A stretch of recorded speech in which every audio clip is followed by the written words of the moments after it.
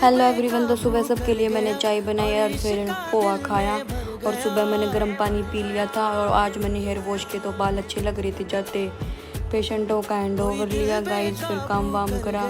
फिर जो morning staff था वो जा चुका था और फिर शाम में आ गई थी बहुत तेज़ बारिश और ये डॉक्टर ने भिजवाए थे तो मैं कल सामान रख दूँ।